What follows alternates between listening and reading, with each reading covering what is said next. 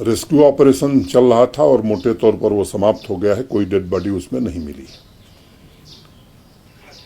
एक बात कही जा रही है कि ध्यान नहीं रखा गया।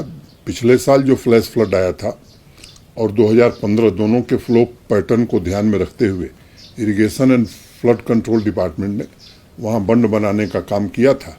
और मुझे लगता है कई विशेषज्ञों से मैंने बात की है कि अगर वो न बना होता तो शायद दुर्घटना थोड़ी और बड़ी हो सकती थी। एक प्रश्न उठाया जा रहा है कि यात्रियों की संख्या को बढ़ाया गया है। ऑनरेबल सुप्रीम कोर्ट ने एक विशेषज्ञों की समिति बनाई थी और उस समिति की चर्चा के आधार पर कितने पिलग्रिम्स दर्शन करेंगे ये फैसले लिए जाते रहे।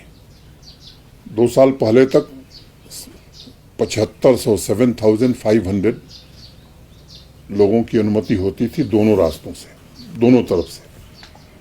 पिछले साल श्राइन बोर्ड ने व्यवस्थाओं में वृद्धि की और उस आधार पर यह फैसला किया कि दोनों एक्सिस से 10,000 यात्री जा सकेंगे।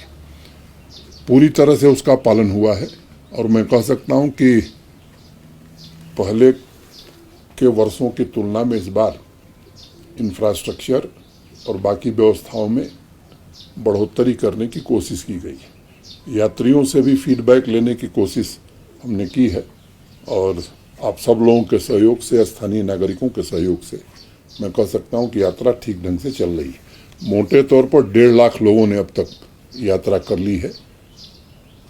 हम देखते हैं कि आगे कितने लोग आते हैं। जिस तरह से रेस्क्यू ऑपरेशन, वहाँ पर ऑलरेडी एनडीआरएफ, एसडीआरएफ की टीम थी और जम्मू कश्मीर पुलिस के जवान थे, हमारे आईटीबीपी और बाकी सीएपीएफ के जवान थे। रेस्क्यू ऑपरेशन तुरंत ही शुरू कर दिया गया था बिना किसी विलंब के।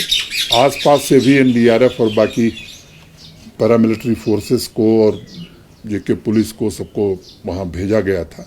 तो बालटाल और वहाँ पर डीआरडीओ के जो 52 बेडेड हॉस्पिटल हमने बनाए या हर स्थान पर जो मेडिकल की सुविधाएं उपलब्ध कराएंगे, इसके कारण लोगों के इलाज में बड़ी सुविधा रही और जहाँ भी थोड़ा संदेह हुआ तुरंत उन्हें ले आकर के स्कीम्स में भर्ती किया गया है।